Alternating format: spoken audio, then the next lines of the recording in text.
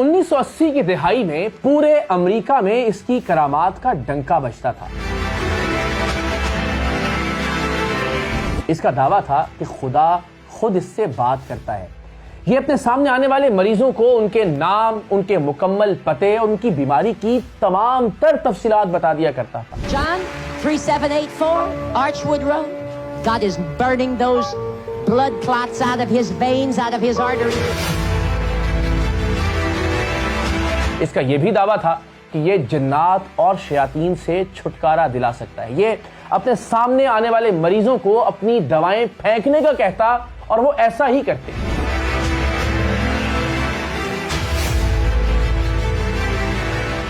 یہ wheel chair پر موجود مریضوں کو حکم دیتا کہ اٹھو اور چلو۔ ویل چیئر پر موجود مریض اٹھتے اور چلنے لگتے۔ Stand up, walk on your own.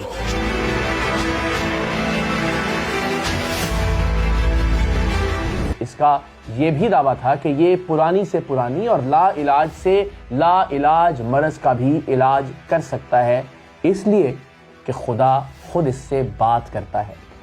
ہزاروں کی تعداد میں پورے امریکہ سے لوگ اس کے مذہبی اجتماعات میں شریک ہوتے تھے۔ یہ مذہبی اجتماعات منعقد کرتا اور ان مذہبی اجتماعات کی ریکارڈنگ کے لیے اس نے درجنوں کیمرہ مین ہائر کر رکھے تھے۔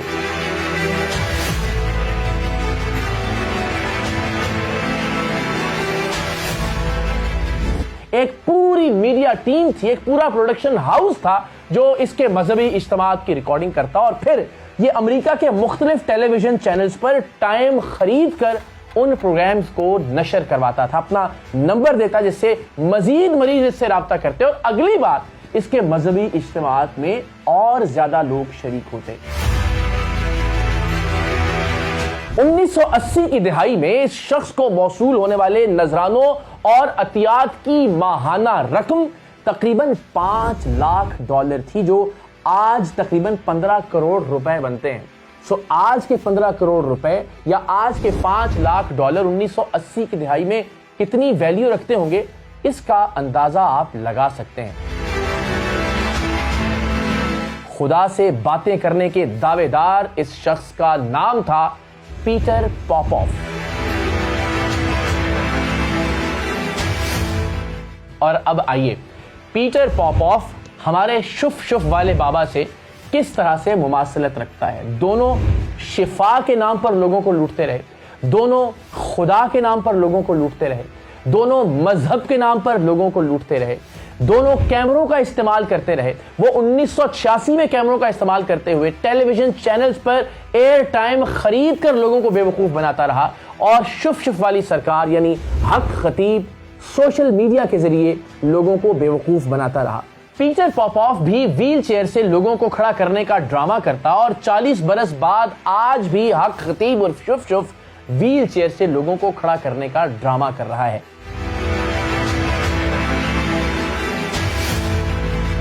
پیٹر پاپوف بھی اپنے خلاف اٹھنے والی تمام تر آوازوں کو شیطان کا ایجنٹ قرار دیتا، جبکہ حق خطیب اور شف شف اپنے خلاف اٹھنے والی آوازوں کو ختم نبوت کے خلاف قوتوں کا ایجنٹ قرار دیتا ہے۔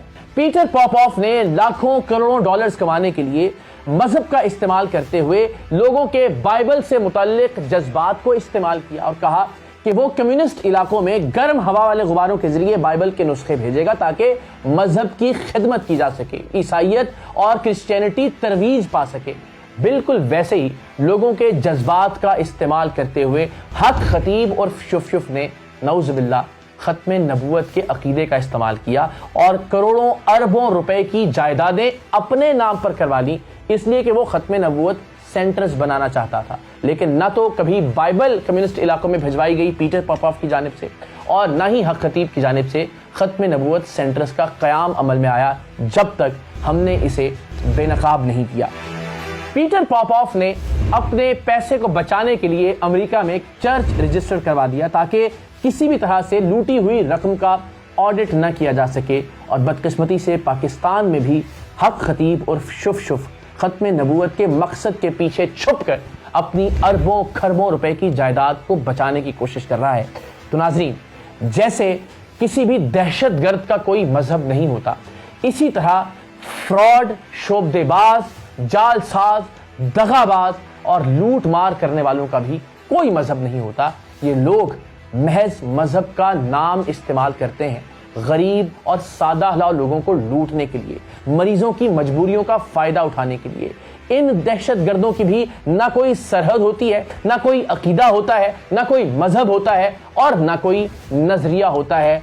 पीटर पॉपॉफ या हक खतीब जैसे लोग दुनिया के हर मुल्क में, दुनिया के हर अकीदे में और दुनिया के हर मजहब में पाए जाते हैं।